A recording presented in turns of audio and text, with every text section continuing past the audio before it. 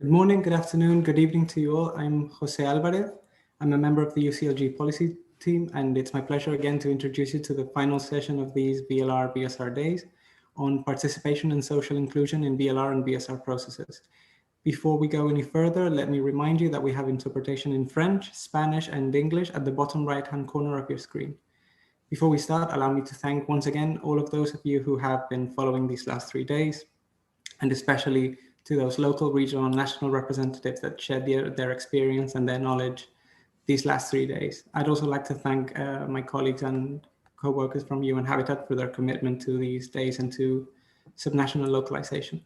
Today's session, the last one, but not the least, in the framework of the VLR VSR Days, will allow us to showcase all of those stakeholders working in VLRs and VSRs, their best practices throughout the different stages of the process. We are very much looking forward to sharing the process and the results of their participatory processes. And I'm sure that the experiences shared here will be enriched by the experiences shared before.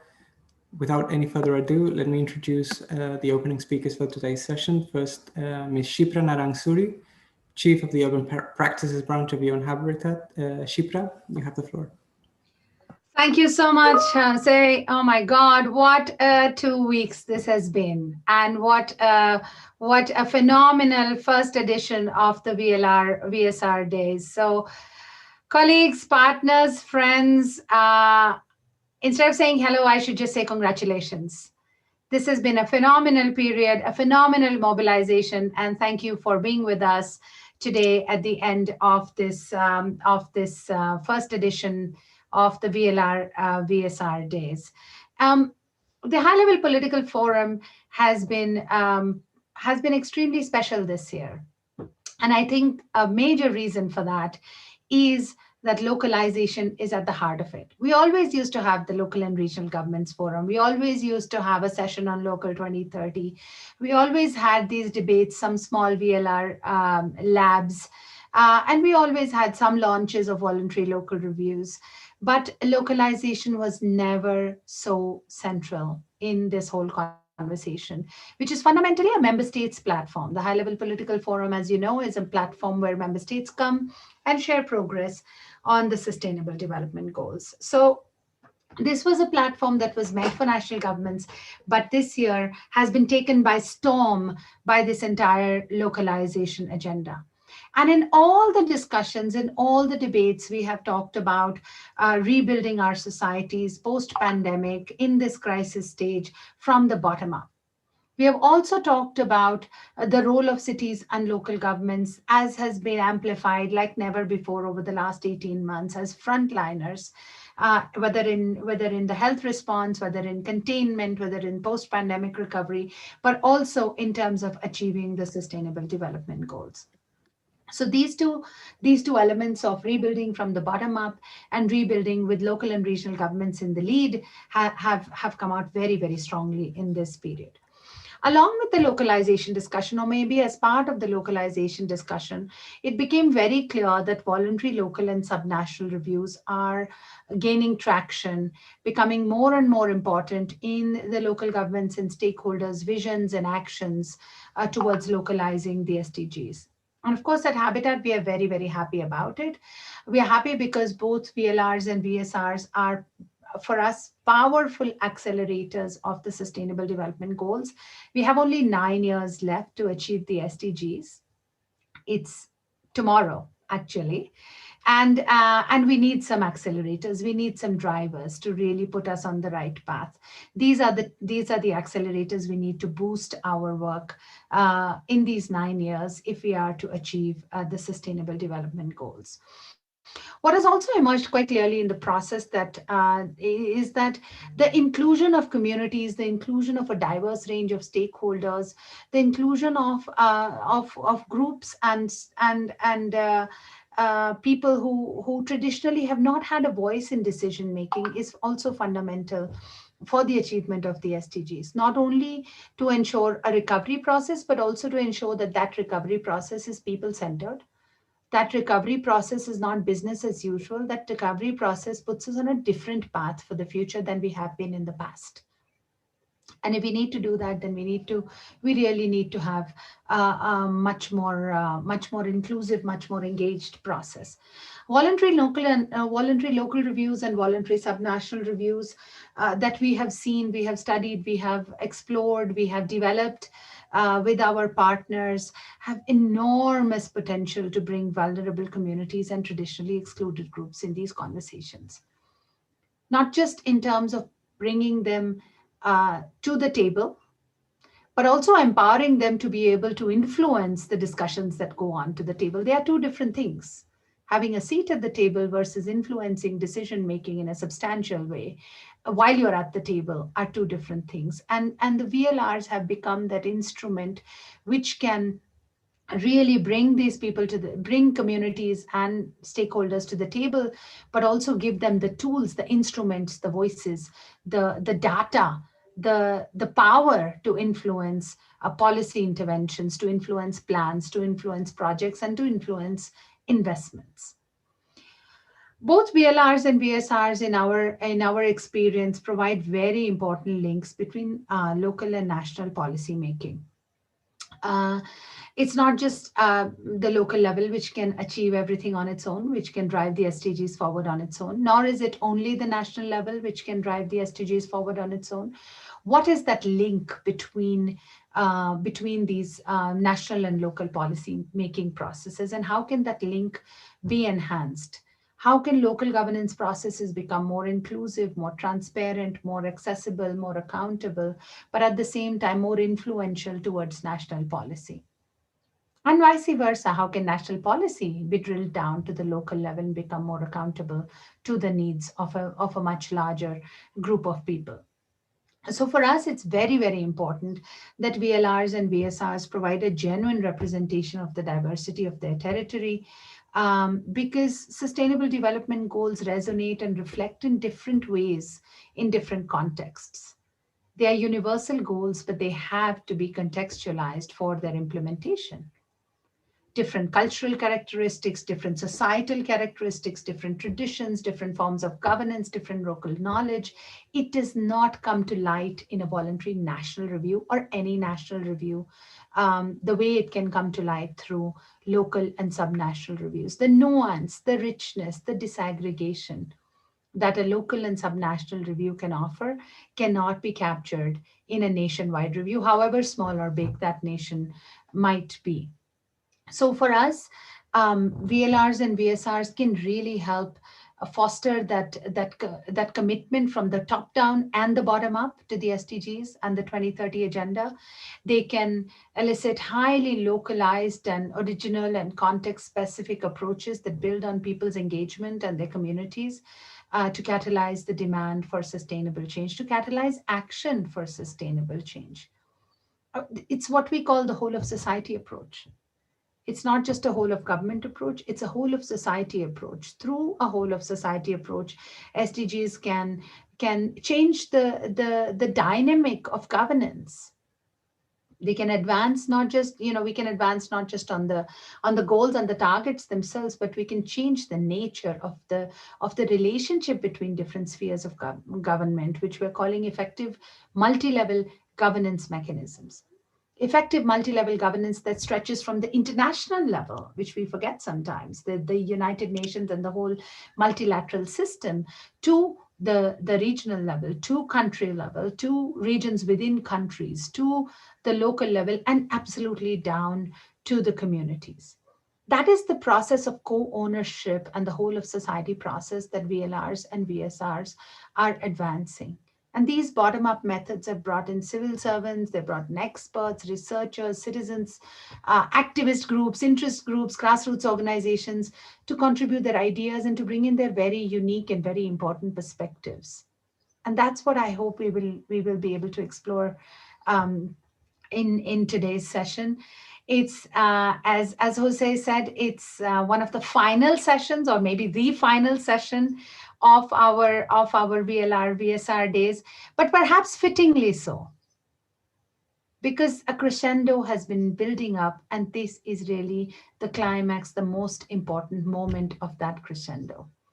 if we do not make this process inclusive, if we do not provide people with the instruments to influence policy, plans, investments, and projects to change the course of their lives, then we are doing a huge disservice, and we are not going to achieve the SDGs. So with those brief remarks, thank you very much for having me. It's an absolute pleasure. And I look forward to learning from each one of your examples and each one of your cases on how we can enhance and deepen social inclusion in the VLR VSR process to leave no one behind. Thank you. And back to you, Jose. Thank you very much, Shipra. As you said, this is the final session, but it's incredibly important to include all perspectives, to include all communities when launching monitoring processes, and it's the only way that we can achieve the SDGs. Out of your remarks, I think the three words that you use, nuance, richness, and disaggregation, are critical to foster commitment, to enhance ownership of the SDGs at the local level. Thank you very much. Now I have the pleasure to introduce my colleague Amanda Fletti, who is the coordinator of the UCLG Committee on Social Inclusion, Participatory Democracy and Human Rights. Amanda, over to you. Thanks. Thank you, Jose. It's a pleasure to be here with you today. We have been working a lot and for a long time on the priority of the social inclusion agenda. And for us, it's very important that we can advance on this discussion. UCLG was one of the first international network to commit with this approach of inclusive cities, of adopting the right to the city approach, recognizing the social function of the cities, acknowledging also the importance to put the needs of people at the heart of local agendas, and also of the co-creation, the importance of having a civil society working with local government, working with national government, to try to really improve the response to inequalities and to the social challenges. And UCLG committed also to bring all these experiences, knowledge of local government at the international level, to the international discussion, into the international agendas. And I think that what we are seeing now with the current pandemic is showcasing how much we were right to bring this conversation to the table. We have seen how it has been important to have local government implementing social policies to try to fight inequalities, and has been instrumental to respond to the challenges created by the pandemic, and also to respond to the consequences that we are facing now. So I think that since Habitat 3 and the adoption also of the New Urban Agenda, we started building this relationship of local governments with the international level on this responsibility from the local level to the international level. And as Shipra was mentioning, the importance of having this top-down and bottom-up mechanism, and VLR in this sense are relevant tools to build this relationship that we want to have, and build this pact of mixing stakeholders to advance and to fight inequalities and to respond to the social challenges that we are facing currently. I think that's also what we could mention here, maybe on an introduction to this session, is all what we have seen during this year as a response of the pandemic also. We have seen the importance of the choices made by local government, the impact they have on the everyday life of the citizens, of the quality of life of the citizens. I'm thinking, for example, of the cities who were having local institutions to respond to violence against women, were able to respond better to all the domestic violence that we seen during the lockdown measures. I'm thinking about the cities of Mexico, for example, who were also able to develop a food response thanks to their facilities they had, the canteens facilities they had at the local level. I'm thinking about the cities who have been working with migrants over the past year, and who were also able to provide some adequate responses during the pandemic for migrant people, providing shelter, information. For example, the city of Vienna had developed the website on more than 13 languages. So at the time to be informed, migrants could be could have access to the information thanks to the translation of the different services. I'm also thinking about the local system of healthcare, led, for example, by the city of Nanterre, who was also able to respond and to provide health responses to their inhabitants. All these examples are showcasing that this attention paid to vulnerable groups over the past year has helped local government to face the current crisis, but also is providing an idea on how we should build the recovery plans. And maybe one of the main outcomes that we have been seeing during the last year is that more than ever, LRGs are willing to put care and social inclusion at the heart of local service provision, building also these common principles among their citizens and protecting rights for all from a local perspective. These efforts of social innovation that we're seeing and transformative action led by local and regional governments are often in partnership with civil society organizations.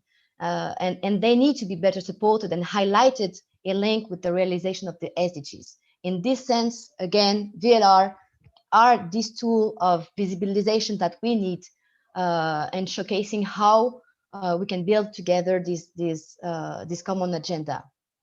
I would finally like to share with you also current work we are doing at UCLG to analyze the drivers and mainstreams of inequality. That is for us kind of a next step in the discussion on how to respond to to the challenges of social inclusion. And indeed, we hope to maybe more than building back better, to build forward fairer. And we hope that collaboration between the UN and the local governments will be instrumental to achieving these recovery plans inspired by a rights-based approach and by the implementation of the SDGs. Let's hope that it would be the opportunity to bring human rights home and make them concrete to the inhabitants. Thank you very much. Thank you so much, Amanda, for the amazing insights from the cities of Mexico City, Vienna, Nanterre, and others, who are demonstrating that building with communities, that integrating local aspects, and of course that working with human rights at the center is essential for transformation, and it's the only way that we can achieve the SDGs. I think that it's absolutely necessary as we move forward, as you said, to develop cities that care and to develop a system that cares for its communities in order to build back fairer. So now allow me to give the floor to Angela Mwai, who is, I hope I haven't butchered your name, Chief of Human Rights and Social Inclusion Unit of UN Habitat, who will moderate the next part of the session. Thank you. Thank you very much for that honor and privilege. I have 5 fantastic panelists, and we have I expect we have a very good and a fruitful discussion. So I'm going to start with the first one. That is Laura Kam, who is Hawaii's Green Growth Network Manager, and she supports the Partnership Statewide Network meetings and events and strategic initiatives. Laura, you have the floor. Thank you, Angela. Colleagues, oh, great. Aloha, and thank you for the invitation to share about Hawaii's experience in pioneering the first statewide voluntary local review, which builds on over 6 years of data on the Aloha Plus Challenge, Hawaii's sustainability commitment for 2030 and framework to achieve the UN Sustainable Development Goals. Delivered last year, Hawaii's voluntary local review assesses progress to date and provides 2020 benchmark data to inform decision-making, including on the economic recovery from COVID-19 through the Aloha Plus Challenge. The VLR was produced by the Hawaii Local 2030 Hub in collaboration with local network partners from across government, business, and civil society sectors.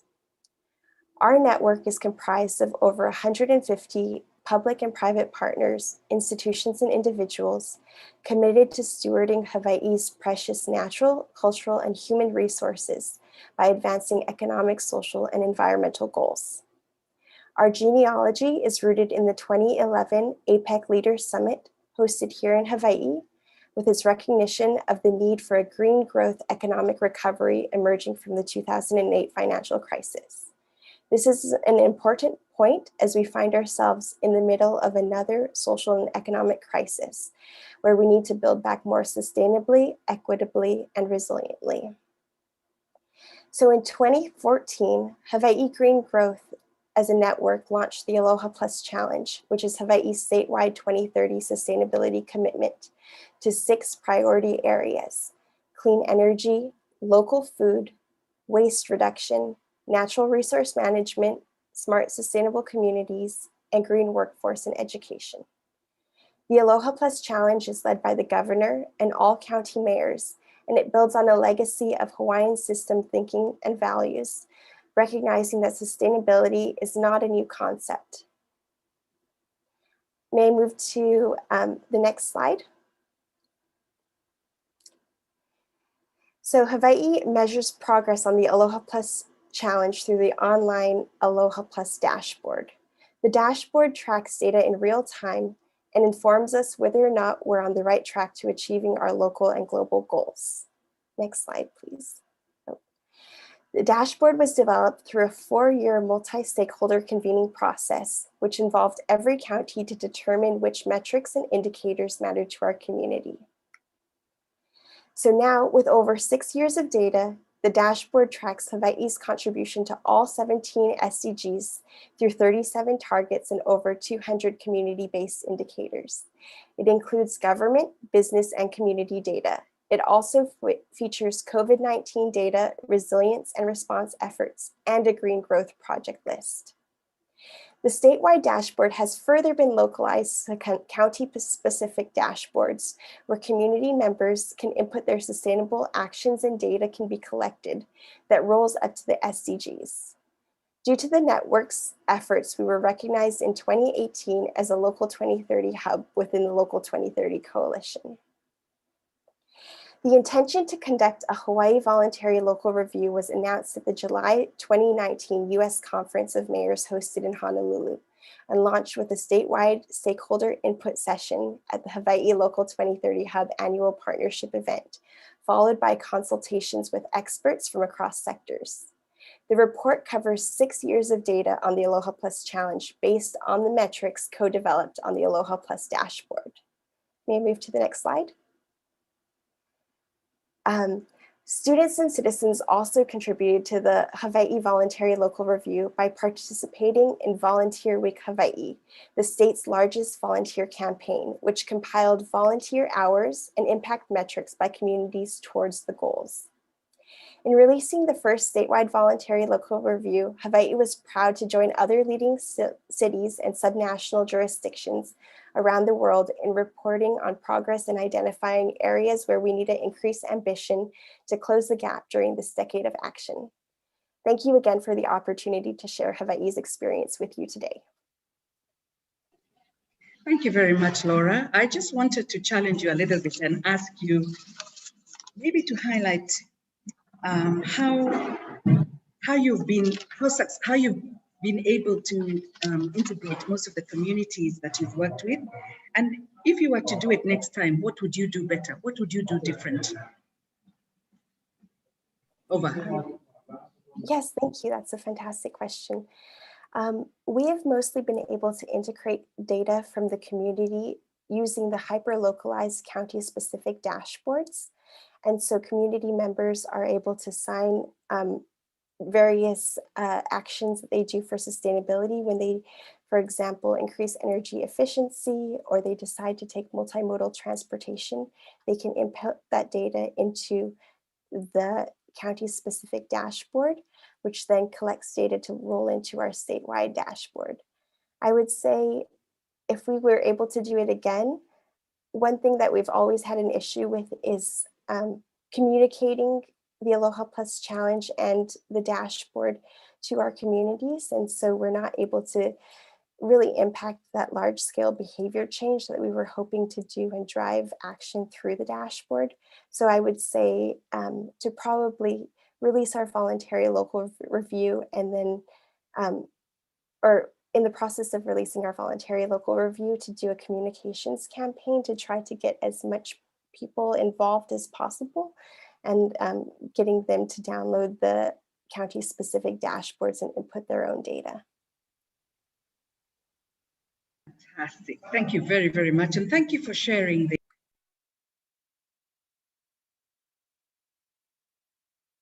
Angela, sorry, you're on mute. Sorry, I was on mute. I apologize.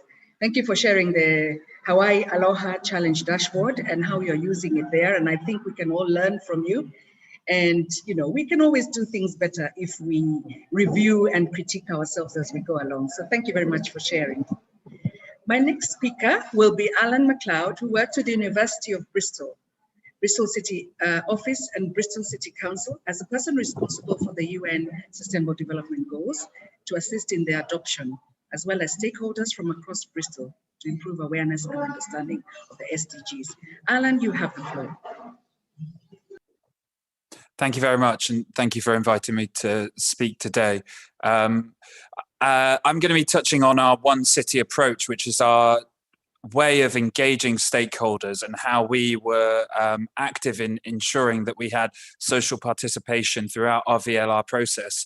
But it's also a governance framework that we use to ensure, as has already been mentioned, we take a whole of society approach to delivering on the Sustainable Development Goals. And also, it's been really central to our COVID recovery work. If you go to the next slide, please. So the One City approach, as we call it in Bristol, is about aligning activity in our city to a long-term vision for Bristol. We worked and have been working since 2016 to create this vision and to create the structures around it. And that vision is that by 2050, Bristol will be a fair, healthy and sustainable city, a city of hope and aspiration where everyone can share in its success. And this means that all the strategies and structures and actions of organizations within Bristol are aligned towards that vision. It means that we're working in a holistic way that is integrated and takes a whole of society approach. We need to try and encourage organizations in our cities to think outside their own spheres of influence and to consider how the decisions they make have implications on other issues. And so that's what we're trying to do. We're trying to ensure that fairness, health, sustainability and inclusion are embedded in everything we do. And during the COVID pandemic, this has been something that's been incredibly essential. Our Director of Public Health for the city said that if we didn't have a One City approach and a One City model, we would have needed to create it to ensure that we had as big an impact as we've had and have been able to throughout the pandemic. And it has meant a variety of things, like being able to ensure our schools have access to the information they need about testing, being able to ensure that the buses know how to run while we've been having different closures for businesses and for schools and different timetables in all of that. And also being able to put on nice events for citizens, including live streaming things like our pantomimes in healthcare centres and in social care centres, which were previously isolated throughout the pandemic. If you could go to the next slide, please. So in practice, this looks like a series of boards that sit underneath that One City vision and contribute to it. Each of the boards that you can see on the screen are Children and Young People's Board, Economy and Skills, Environment, Health and Wellbeing, Homes and Communities, and Transport boards, all contribute to that long-term vision.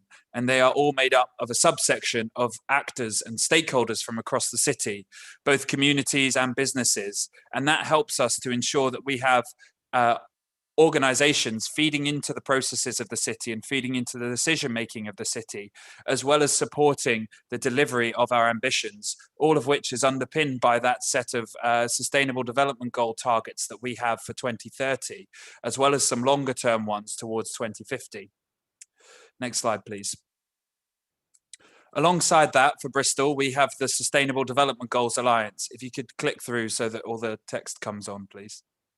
The Sustainable Development Goals Alliance is a focused organization that meets every 6 to 8 weeks to discuss how we can deliver the SDGs in Bristol. It's a network of over 170 member organizations that represents all of society, including civil society, private sector and business, public sector, and academia. And it brings together organizations so that they can align what they're doing and so that our conversations can happen at the same time, and we can ensure that everything that we're doing in Bristol contributes to the delivery of the SDGs. And it has been a key advocacy tool to demonstrate how we are delivering on the SDGs, but also how we could go further. Next slide, please. The SDG Alliance is made up, as I said, of over 170 members, and these include some of our key social networks within the city, like Bristol Women's Voice and the Black Southwest Network, the African Voices Forum, some of our neighborhood community institutes, Triodos Bank, and others like Arup and Angine and Business West, our Chamber of Commerce, amongst others. And these have been key for our engagement throughout the VLR process. Next slide, please. And as a result, what we wanted to do was reflect this citywide activity in our voluntary local review. We had the representation from over 90 organizations in our VLR, from small community groups all the way up to some of the largest businesses. And that whole of society approach was adopted using the networks within the City Office and the SDG Alliance. And those networks are still key now for our work across the city and for our continued communication and delivery on the SDGs. We consulted with local councillors, elected officials as well, to make sure that community voices were heard in our VLR. And we've reached out with a targeted approach to ensure that economic, social, and environmental issues were equally reflected across the report. And this work is now continuing with both universities supporting it, with extra student support to undertake case studies of activity from organizations that otherwise wouldn't have the opportunity to produce their own case studies. Next slide, please. This is just a reflection, lastly, of some of the activities within our voluntary local review, and the breakdown of how different actions were recorded in our VLR. So it's a percentage of the different examples in our voluntary local review and what activity is happening. And it shows a good mix across the board. And actually it shows that in many cases, the social side of things, issues like well-being and education and gender equality and reduced inequalities are really key within what we're doing. But what we've worked on since then is ensuring that some of our communication around climate change and environmental issues are key. And that's one of the priorities we're working on this year, with a series of community videos, one on each sustainable development goal, and a series of street art murals across the city. Next slide. Thank you very much for your time and for listening, and happy to take any questions. Thank you very much, Alan. And I was very happy to hear about your One City approach. And I have a question for you, because I didn't hear you say anything. You talked about children and youth, your children and young people board. Have you considered other groups such as people with disabilities, older persons in your have you considered people with disabilities and older persons as part of your constituency? Yes. Excellent. Yeah. I didn't see them on the list, so I wondered whether you had done so. We have a set of other forums that we call City Advisory Forums. And so that includes Disability Forum and Bristol Older People's Forum, the Commission on Race Equality. We also have a forum for climate change experts as well, to feed into the One City approach. So we have a Bristol Advisory Committee on Climate Change, as well as a Special Education Needs Forum, and many others that we work with to ensure, for example, the Bristol Women's Commission, to ensure that the variety and the range of voices across all of society are reflected in what we're doing within the One City structure. That's fantastic, Alan. And I really like that city of hope and aspiration for the communities. I think that's what we all aspire for in the development. So thank you very much for your fantastic presentation. So my third speaker is Christian Hubel, who has been the head of Strategic Management Department of the City of Minehead since 2010, and is responsible for the overall management of urban activities. Christian manages the implementation of SDGs and is organizing the Mannheim 2030 process.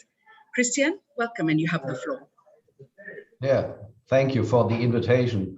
First of all, best wishes for you and greetings to all the participants from the mayor of Mannheim, but also from the citizens of Mannheim, because we just finished the second day of our Urban Thinkers Campus from the World Urban Campaign, which is a big participation process for achieving the local Green Deal. So thank you for the invitation and talking about leaving no one behind.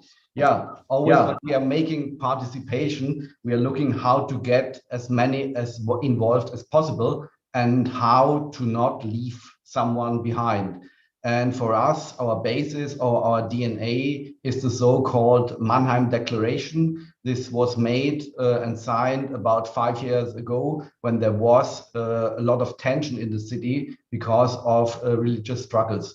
And then the mayor put all people together, or religious people or people from the civil society. They were talking on a round table, and then they were saying, okay, to be living together, we need a declaration. And then they were signing a declaration that they're saying, no matter what sex, what gender, what religious, or whatever we're coming from, we are all living together in peace and coexistence. We are respecting each other, and we are looking together for a common and joint action for the city. And 5 years after that, over 350 organizations or religious movements have signed this declaration, and this is a kind of a DNA for us when we are talking leaving no one behind, and how we can integrate and participate always when we are making participation process. Yeah. In the kind of the VLR and the creating of the Mannheim mission statement, we were also looking how to get everybody involved. And then we see a first big hinder or obstacle for a lot of people was the language. So when we are talking in a diverse city where people from 170 nations are living here, we have to say it's not only a discussion in German, it's also a discussion in other languages like Turkish or Romania or Spanish. And so we were always talking also in other languages with the people, so that the people are saying, okay, I can follow this discussion and I'm respected, because at the moment I'm not able to participate in a discussion in German. So perhaps let's take it in our own language. We also were looking about choosing people for participation processes by a lottery, that we are saying we are not only sending out invitations, but we are saying, okay, the mayor is going to the statistical unit, and then we are saying, okay, we want to have randomly chosen 100 people from the city, and then they get a personal invitation from the mayor. And so more people are coming which have never go to a participation process before. And we also saw more diversity of the people who were discussing there. And the other thing was, it was a very constructive discussion, because the people who are coming were not stick in their silo that they're saying, I got a thing, I know how to do it, and now I'm going into this discussion and I have to convince everybody. The people who were invited usually have a very open-minded point of view, and it was very constructive. And so the participation with people chosen by a lottery is now a kind of a standard format which we have in several participation processes.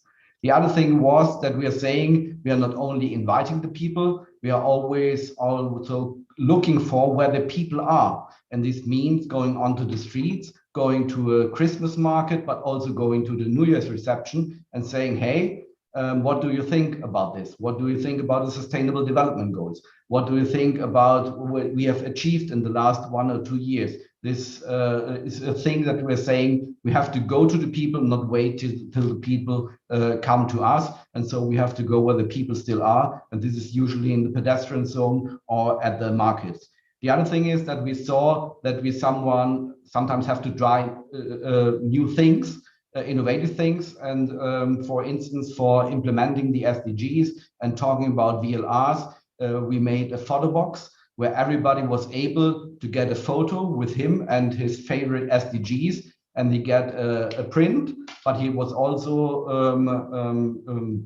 he could also share it directly via social media, via Facebook or via Instagram. And so the people get very easily in touch with the theme, and then they raising awareness. They're saying, okay, let's talk a little bit more about it. And so we got them involved step by step in this process. And other very successful thing was that we are going to look for people who were such-called cultural agents, that we're saying it's not only the city administration, like me, white boy, it's also people from the communities and from the quarters, that they are saying, hey, it's a good thing, come and participate with us and bring in your point of view to create a better vision of the city. And so in a whole, we are always trying to get the people diversely involved. We are going directly to the people, and we are looking for cultural agents, new formats. And in this thing, we were rising the participation and the representative citizenship in our participation process a lot. Because usually 5 years ago, only people who are well educated were coming to these participation processes. But we are a city with, at the moment, 40% people with a migration background. And so we have to look for new formats for the language, but also for cultural agents. And at the moment, we are successful with this. And we are always looking for bringing them in and also discussing such things like and VLR next year with them, that they say, okay, we have created a vision together and now you can see what we've made of it. Thank you.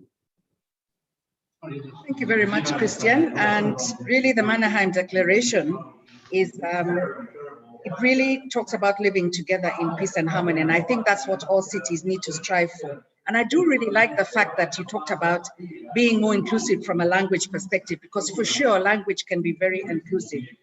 But I have one question for you.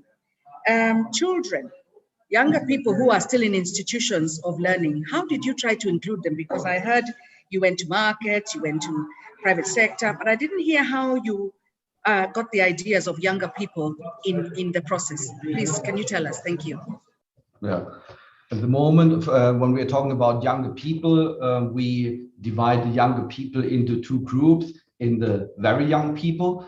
And there we have a playful participation process where we say, please, with Lego, create your own city. And then they will say, okay, how I wish my city should look like. And you see a lot of green, you see a lot of playground, whatever. And then we have this model, and we put this model into the process for the councillors. And we are saying, hey, this is the language of the little children. They want to create this kind of vision of the city. Please make something out of it.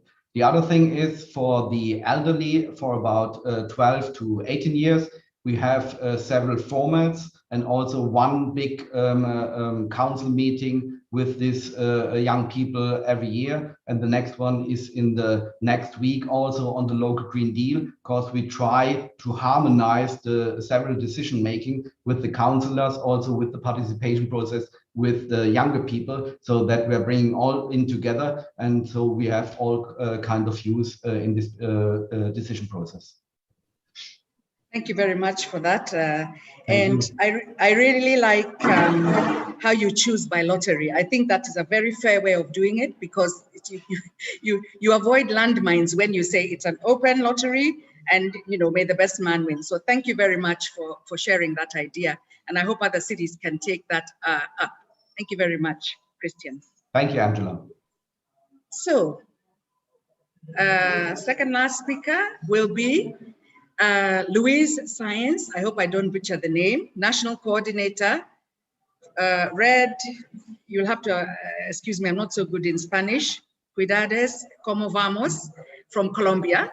Luis is a specialist in sustainable urban development with experience in social housing, mobility, public space, urban sustainability, urban and regional planning projects, working for organizations in public, private, academic, and social sectors. So I think you'll have a lot to tell us about the VLR's process there. You have the floor, Luis. Angela, thank you. Thank you very much. And thank you to all the organizers for this kind invitation, and greetings to my fellow panelists. I'm going to share, I guess, in a very different position and from a very different perspective, the work that the Como Vamos Cities Network has been doing in Colombia over the last couple of years, and different to my previous fellow speakers, because we are a network that engages in different ways with cities to promote SDG localizations, and we're basically preparing ourselves and putting together a strategy to mobilize cities in Colombia for VLR. So listening to Bristol, to Hawaii, to Mayhem is very interesting and very valuable to learn from their experiences in order to launch a social and participatory VLR institutionalization process in Colombia. Next slide, please. I'm going to briefly mention what the Como Vamos Cities Network is. We are a private and civil society partnership focused on the generation of reliable, comparable, and trustworthy city-level data in Colombia. We gather 21 Como Vamos, or how are we doing, programs that basically monitor and evaluate quality of life and sustainability in Colombian cities. We do this to contribute to the development of more effective and open local governments and better informed, accountable, and participatory citizenships in these cities. The network is created by joint interest from multiple stakeholders, from private sector to academia to civil society organizations that create each Como Vamos, or each How Are We Doing program in the cities in Colombia, to engage with the government in order to promote, again, quality of life, open government principles, and sustainability. Next. Our work is mainly framed under the SDGs, and we've been working in SDG localization for the last couple of years. Our general framework is called the 5 urban challenges that, as you can see, are clearly related to the SDGs, and that together with local communities, private sector organizations, we came up with this idea of integrating and connecting the different SDGs in order to find common problems and common challenges in Colombian cities. Next. Colombia, as some of you may know, has been one of the main and leading countries in Latin America to promote and implement SDGs. We have quite an enabling environment for localization, but definitely we have some challenges. And I'm going to mention two of these challenges in which we have focused and we are engaging with cities. One is the fact that we have local data deficits and challenges to make more informed and inclusive decisions in our planning processes, and that multi-stakeholder approach has been promoted, but it's not sufficient enough. So we've chosen these two challenges to create a localization strategy to help cities promote a localization effort that guarantees better decision making on the one hand, and then more inclusive and participatory processes on the other, basically using VLRs as a platform for this. And next. Very briefly on the local data side, we created a target localization SDG target tool to help cities plan to 2030 using local data, and to offer other stakeholders like private sector, like communities, a tool that enables them to track and to understand how the city is doing, or how are we doing towards the implementation of the SDGs. We partnered up a couple of years ago with SDSN, and this tool has been very useful for our work and others to engage in conversations and dialogue with cities working towards localization. Next.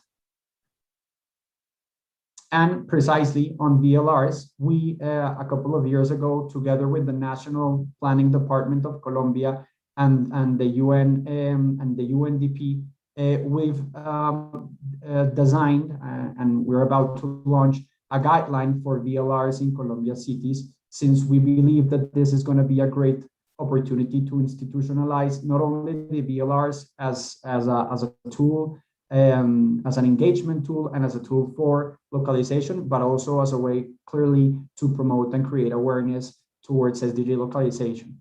The guideline is mainly based and gathers a lot of information from other cities' experiences, and we've mainly focused not only on guaranteeing this local data deficit attention that I mentioned before, and the tool that I mentioned, but also on guaranteeing that the VLR processes that different cities in Colombia are going to start hopefully doing is carried out through an inclusive and participatory process.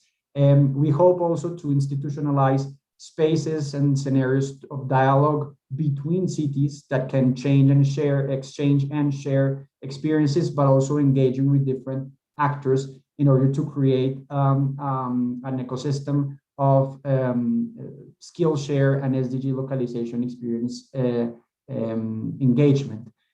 Colombia, as I mentioned, is starting its process of VLR implementation. There are 2 cities that in the next couple of years will be basically talking about and developing their VLRs. On the one hand, we have our capital city, Bogota, that will be presenting the VLR next year. And then there's the city of Manizales, an intermediate city that we're also working with that will be launching its VLR this year.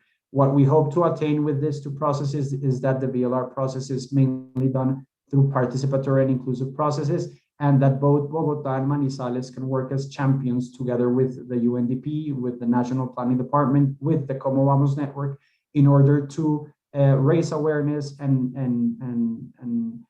promote, again, voluntary local report processes together with communities, with different actors, engaging with the different Como Vamos programs that, as I mentioned in my first slide, unite different actors like private sector, civil society. So for us in Colombia, is a great experience to learn from other cities across the world.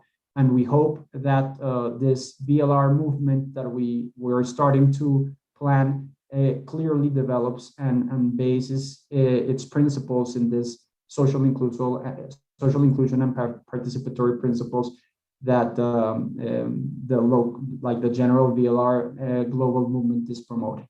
Next slide. And I think that's it. No, just if you want to learn more about our work, you can reach us in redcomovamos.org and you can learn about our work in Colombia. Thank you very much. Thank you very much, Luis, for sharing with us your process on Como Vamos Cities Network. I just wanted to ask you one question. We came for One Habitat 3 meeting in Medellin, and I just wonder whether Medellin has had the appetite to start a VLR process for, linking up our work that we did there. But what would you say is an opportunity? You mentioned 2 challenges. What do you see as an opportunity that you would like to see going forward for the VLR, using the VLR process? Sure. Yeah. So, I mean, definitely, I mentioned Bogota and Manizales because they have committed to the VLR, which is very important. But I'm sure, and we're working as a network with other actors to promote that other cities like Medellin, like Barranquilla, and many other actually deliver VLRs in the next couple of years. We're basically preparing the ground with this guideline in order for cities to have like a clear way, a clear path on how to develop VLRs. I think, as I mentioned, Colombia has been one of the pioneer countries in SDG implementation, but the big opportunity that we see with the VLRs is that it's definitely a way not only to report and engage with SDGs, but actually to create and to use the VLR as a mechanism to connect, to create a participatory process with other actors in order to guarantee that the localization effort is not done only via the subnational governments, but actually together with other actors. So the VLR offers a great opportunity actually to create these dialogue, to create these participatory mechanisms. We've heard from Bogota that they're that they are committed to develop a VLR and present a VLR next year that is mainly done through participatory processes engaging with different actors. Manizales is doing a similar process. And again, we see and we believe that the VLRs are a great tool to guarantee that localization efforts in Colombia are carried out together with different actors. So we're hopeful that this guideline and the work that we are doing and other experiences like the ones we've heard can definitely set a positive ground here in Colombia.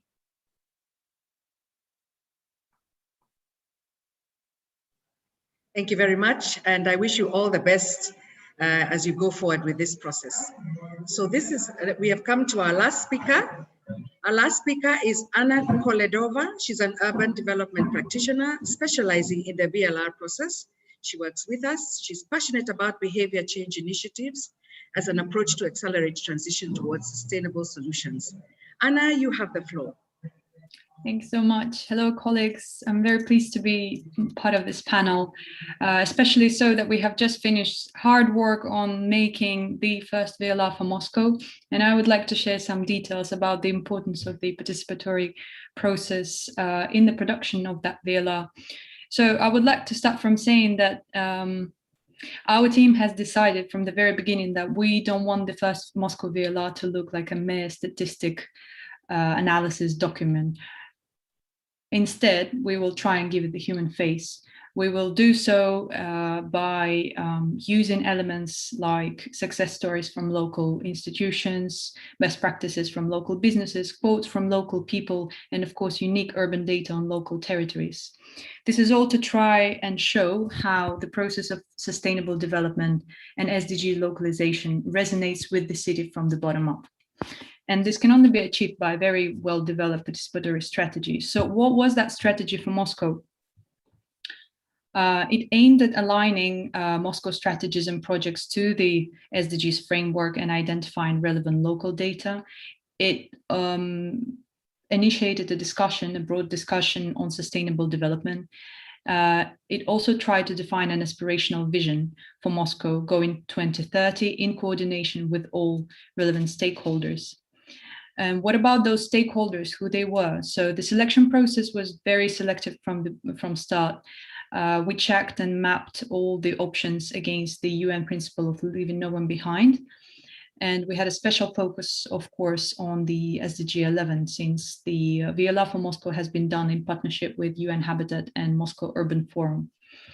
So the final list of stakeholders comprised of Moscow residents, city departments, private sector companies, non-for-profit and civil society organizations, academia representatives, and experts in the field of urban and socioeconomic development and planning. How exactly did we engage? Which tools we used, and what were the key learnings that came out as a result? Talking about Moscow residents, we use an online citizens online survey. We use it as a tool to raise SDG awareness, or to actually check the SDG awareness, but also to collect perception data, which is specifically useful when you want to go deeper into the analysis of how urban development resonates with lives of residents.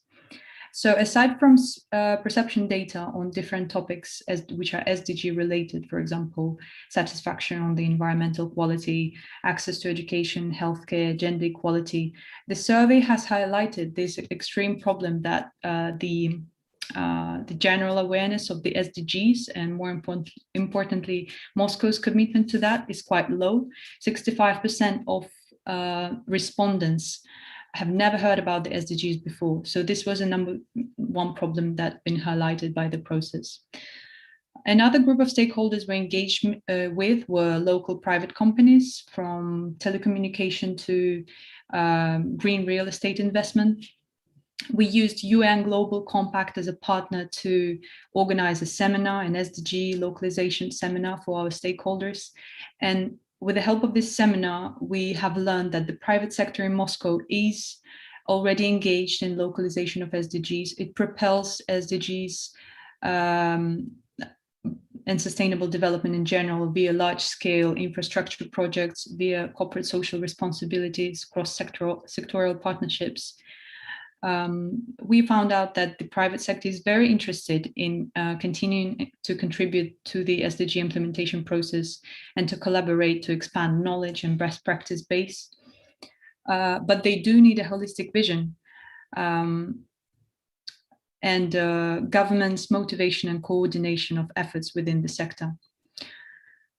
Another group of stakeholders were from non-for-profit organizations and civil society. This was very exciting as well. We used in-depth interviews to connect to this type of stakeholders, and the representatives really opened up. So we spoke a lot about the issues related to SDGs that the communities, those organizations are working with, experience in their daily basis. I have to say that organizations work with all sorts of diverse urban communities with specific vulnerabilities. such as young and adult youngsters and adults with disabilities and impoverished senior people, for example, or people who were victims of violence, and so on and so forth. So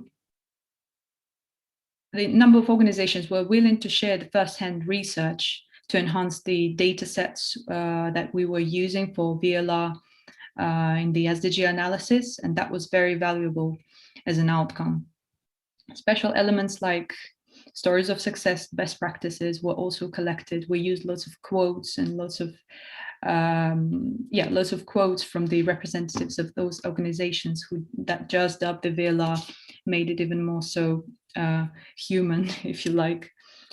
And of course, city departments and experts, those were very important stakeholders that we engaged with. These are the guys who have the latest, the cutting edge knowledge on the issues of SDGs in Moscow, and they're ready to share all the information. They were also very useful at checking our interpretation on how Moscow is doing in terms of implementation of SDGs, providing feedback, providing inputs, providing the latest facts and information on the programs that Moscow is already carrying out. So what were the general spin-offs, should I say? The participatory process was fundamental in developing Moscow VLR, not only by opening a dialogue for all stakeholders to share ideas on challenges, SDG challenges and opportunities, but also it helped to gather relevant local data for an enhanced SDG analysis. Engagement with such a diverse pool of city stakeholders resulted in an increased level of awareness of the 2030 agenda and Moscow's commitment to it. And this we do truly believe that this has created a momentum that the city government should grab onto, and we highly encourage to elaborate on.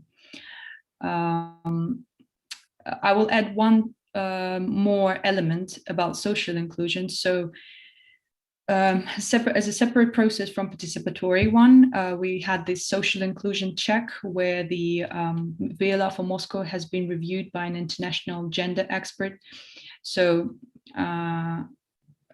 she has been revealing gaps in the SDGs analysis that are important to be complete in order to really assess the achievements of certain targets and indicators from a gender equality perspective. And we have later on elaborated all the notes and all the comments into the VLR. We have then found new metrics, and actually we used a lot of data in that case that came from our stakeholders from the from NGOs in the civil society sector. So it kind of all rounded up, and one helped another until we got the final product. I will stop here and I will invite any questions from the floor. Thank you so much for having me. Thank you, Anna. And really sounds like, you know, it was a very successful process. I would just ask you, I mean, I was really shocked to hear 65% of the people you interviewed had not heard of SDGs.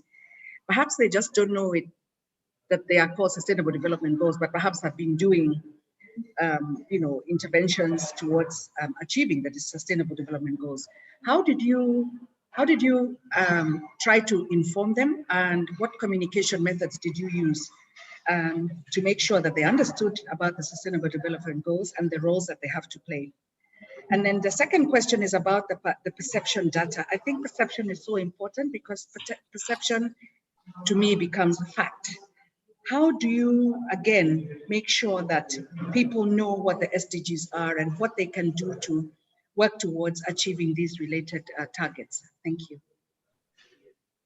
Thank you so much. Very good questions indeed. So how did we go about informing people and actually reaching out to people with the Citizens Online Survey? We really truly used all the sources and all the channels available to us. And this is where participatory process and having all sorts of different stakeholders connected to it is very important, because for example, our stakeholders from NGO and civil society sector, they were willing to disseminate these survey amongst their communities. And by doing that, we covered the vulnerability groups very well with the survey. Within the survey, that's just one example. Within the survey, we obviously provided space with information about the SDGs framework, why this project is taking place, what is the objective of the project, and what role exactly do each participant play when responding to the survey. And at the end of the survey, we also left space or an opportunity for people to click whether they want to know more about the project, whether they want to get more information, or whether they want to get the results of this particular survey, or to know more about the VLR at the end of the process, or when it will be published officially, when it will be launched.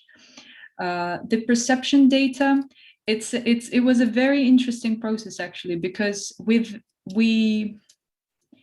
was a challenge for us to, without going, writing long texts of explanation of what exactly we're trying to get out of people, we had to squeeze everything into one question and give people an understanding that by answering that question, we're trying to find out how the overall urban sustainability process and urbanization affects their lives and their daily activities.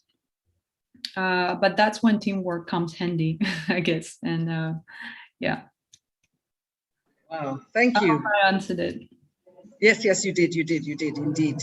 And now I'm going to open the floor. I hope I haven't hogged too much time, Jose. I think we can have a question and answer session for I think about 15 or 17 minutes. So are there any questions? I cannot see, so I'll ask for help to see whether there's anybody with a hand up. Question and answer session. Yeah, I'm opening it to the facilitators and, sorry, not the facilitators, the participants, if they can have any question, and we will direct it to the panelists.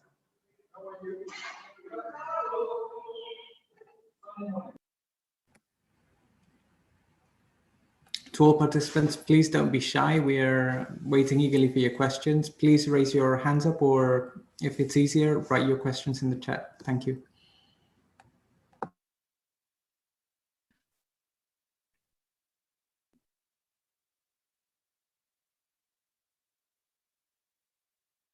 Can I actually, while we're waiting for questions to come in, can I actually ask on these participation by lottery?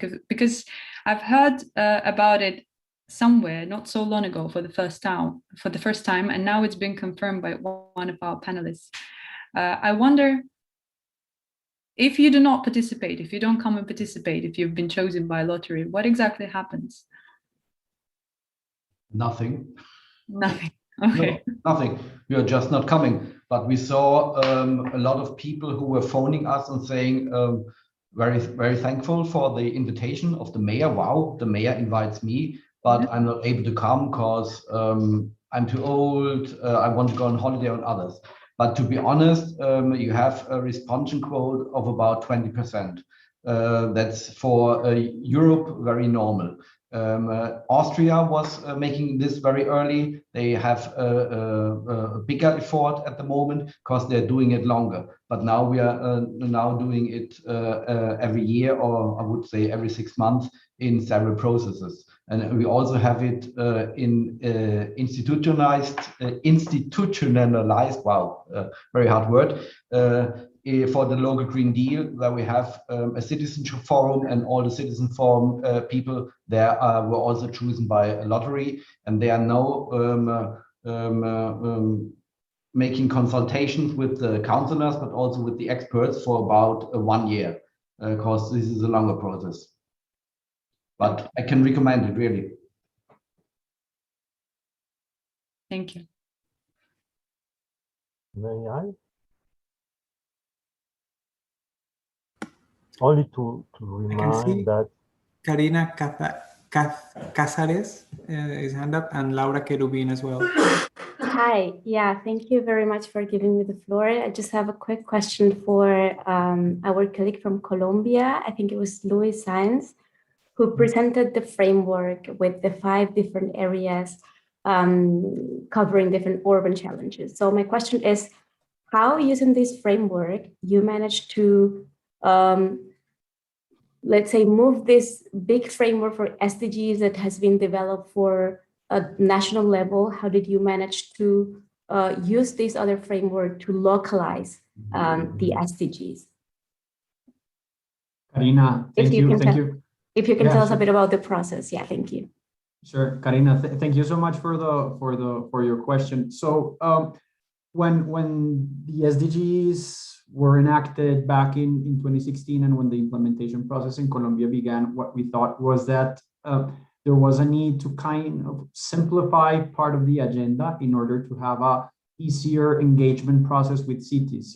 As we know, the 2030 agenda is not only comprised by the SDGs, but by the Paris Agreement, by the Sendai Framework, Habitat 3. So we thought that it was necessary to kind of create a general framework for our work that could, to some extent, simplify the main challenges that cities in Colombia have, in order to have a clear idea on how to work and to create like these synergies between the SDGs that, as we know, is one of the main anchor points of the localization process, of the implementation process. So we came up with this framework, and as I mentioned, through participatory process and dialogue in different cities that we work with. And this has been useful in order to have a clearer and simpler engagement process with cities. We've used it as a way to also focus on specific areas where cities face more challenges than in other areas, and to study and to connect different points of different SDGs. The fact that we kind of join and put together SDGs creates these synergies, and also breaks this very sectorial approach that policy has in our cities, and has been very useful to engage in different conversations and also with different actors.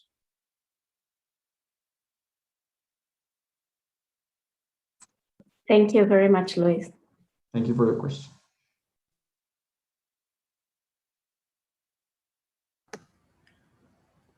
I believe the hand of Laura Querubin is now up. Laura, if you may, thank you. Thank you, Jose, and thank you to all the cities for sharing your experience in the participatory process. I'm from the city of Bogota, from the International Relations Division, and as Luis also mentioned, we're in the process of preparing our first VLR. We're very excited about it, and we're also planning how to include civil society and how to include the private sector and the academia in our process of elaborating our VLR. My question is for Anna Kuredova regarding the survey. So my question is, how do you select the people who you're going to send the survey to, and how many questions are in the survey, and how does how citizens reacted to the questions you are asking, and whether you can give us also some advice, because we're also planning on doing the same thing you mentioned. Thank you so much for your question.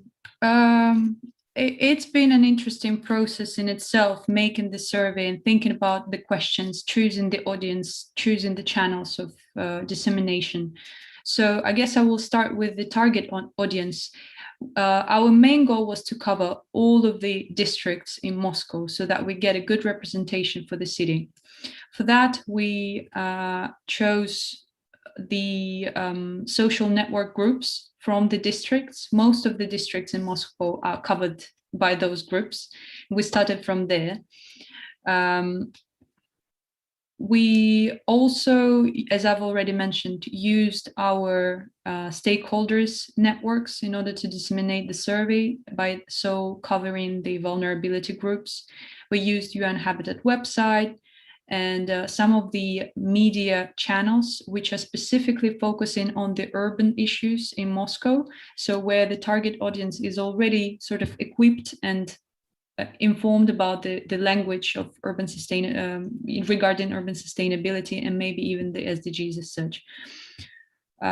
So these were the ways that we used to disseminate the survey. In terms of questions, we worked around SDG SDGs and SDG targets. So based on that, we were creating sort of we were looking at targets and thinking, okay, I will give an example so that I'm more straightforward. For example, you can, there's an SDG on city safety, right? Urban safety. You can count how many CCTV cameras in the city, you know, you can give statistics of that, but that won't give you an idea of how safe the city is. So you can only get that from people by asking them, how safe do you feel by walking at night in your neighborhood?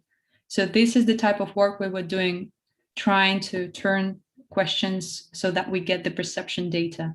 Usually the questions would start or would ask about the satisfaction level, satisfaction of access to education, satisfaction of access to health care facilities, for example. And we would measure that within the last 12 months. So we're not talking about the entire life of people, but we talk about the last 12 months.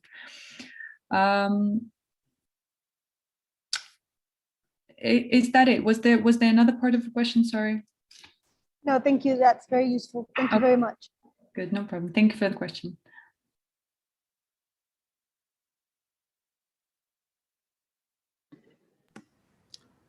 We have another question by Karina, because you have your hand up. Yeah, thank you. Sorry, I don't want to be taking too many questions, but this is very important. I would like to also ask Anna Koledova. This is Karina from Partners for Review, by the way. Sorry for not presenting myself before. Anna, you mentioned that you had a seminar with the private sector.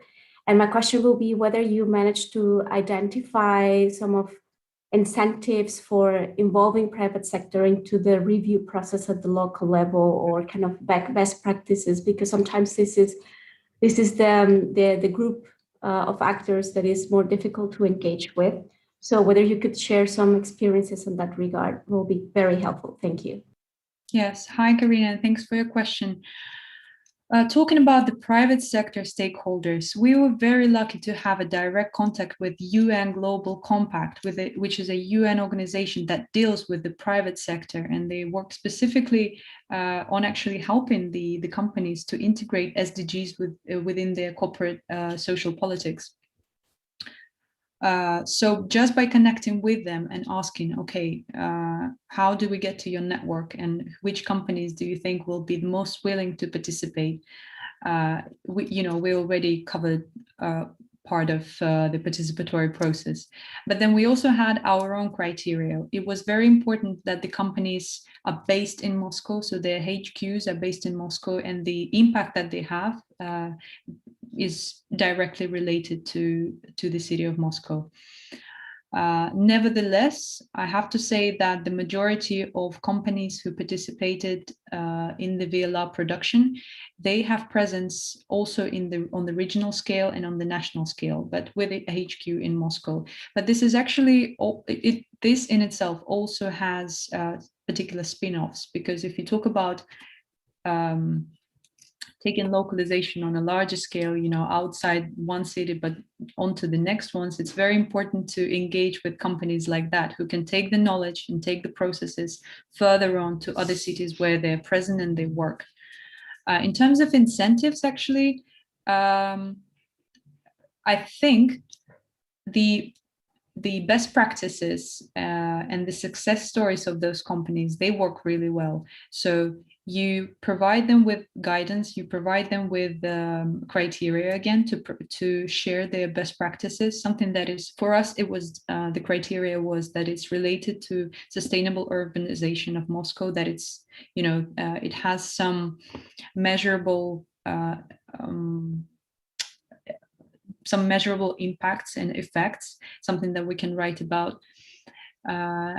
And then you wait for companies to get back to you with their success stories, and then you integrate those success stories in the VLR if they hit all of the criteria. Those were two mechanisms that we used to bring private companies on board. Thank you. Thank you very much. allow me to take the floor back. I think in the interest of time, I think we want to close this panel discussion now. I want to thank very, very much my fantastic panelists. I think if we had 2 or 3 hours, we would have gone on and on and on to really discuss this subject. But thank you very much for your contributions. I'd now like to pass the floor to Edgardo Bilski, Head of Research at UCLG, and for your final remarks. Thank you very much. Thank you very much. Thank you very much. I think it was planned first, before the final remarks, to make the wrap up. Then I will invite my colleague Amanda and my friend Martino to make a very short wrap up, if it's possible, but highlighting the lessons and the takeouts that we have from this important and interesting exchange this afternoon. Amanda, do you want to speak first? Thank you. I will try to be as quick as possible. Just to congratulate our speakers, and the session was really good. I think that's through the different example we heard, we had the different dimension of the interest of the VLR process. No, I think we see with Hawaii the importance of collecting data at the local level and producing that local government can produce themselves local data on the different challenges. We have seen with the example of Bristol and this one city approach, the importance to have cross-cutting approach between the different challenges, and that's something which is very linked to what we are defending with this human rights-based approach, is to have this interconnection between the policies and between the challenges.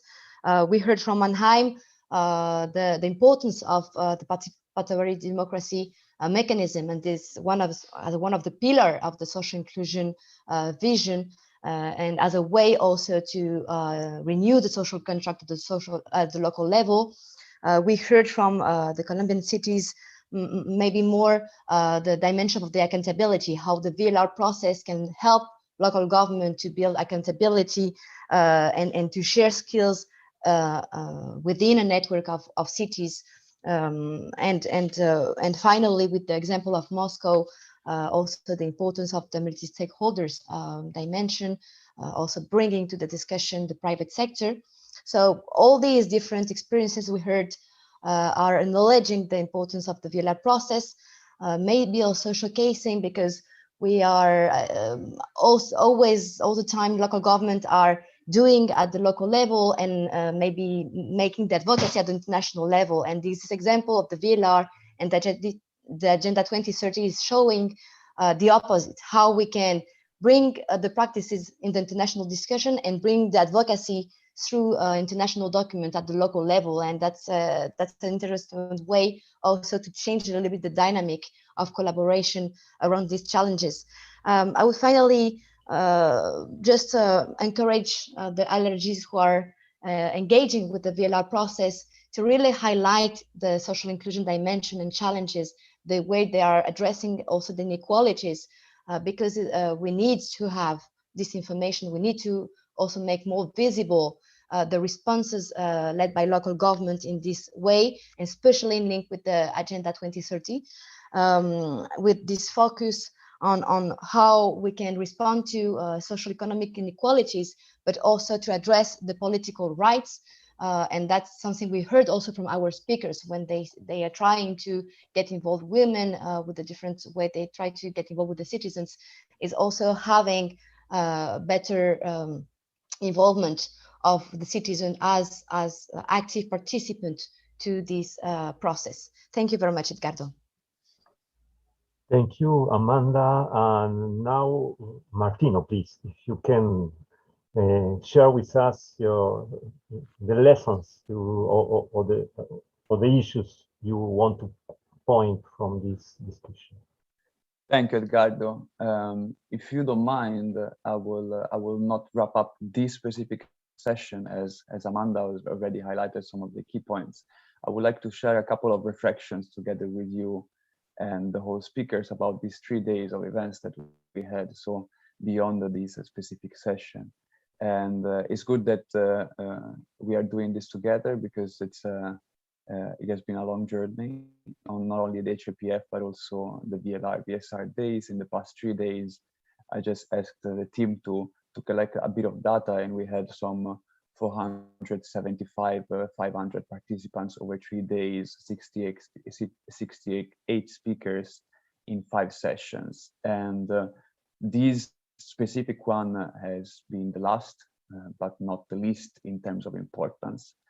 And just to share with you a reflection by saying that last year, this period, we were publishing the first volume of the guidelines. And at that time, we were counting on 35 existing VLRs. The VSR movement was kind of start kind of growing. And now we have the second volume. We have some 100 VLRs existing by the end of this year, 15 VSRs. We have regional guidelines. Luis is working on creating a national one in Colombia level. So there is something going on. And this something would not be possible without your action, without your leadership. So it's not us doing VLR. This whole process is a local innovation. It's a local lead. It's a source of local leadership and local action. So I just wanted to say thank you, because if we are here, it's because of the work that you are doing at local level. And to conclude by, I'm thanking the speakers and of today for their very insightful and inspiring experiences, and to say that the question of social inclusion and participatory processes would be at the very core, hopefully, of our future work of research, guidelines, and support with regards to voluntary local reviews, voluntary subnational reviews, and the localization of the SDGs. So as it happened for the second volumes of the guidelines, we will come after you asking for your suggestions, after for your documents. I know we have been contacting and harassing you with emails to share your experiences, because that's the most important value that we have all year. So thank you again, colleagues. And Edgardo, the floor is back to you. Thank you very much, Martino. And really, it's an honor. I am going to talk on behalf of the CLG, but I think the colleagues from UNHabitat are sharing our last thinking about these 3 days and beyond. I think it was a pleasure and honor to have the possibility to have this dialogue and exchange with all of you, to learn each from the other and strengthen our common effort to enhance and to strengthen the localization movement during all these days, and particularly during these last 3 days, so the VLR's VSR days that we are closing now. We have had a long journey during these 2 weeks, but I think we reached to put cities, local governments, and the localization agenda in a very high position.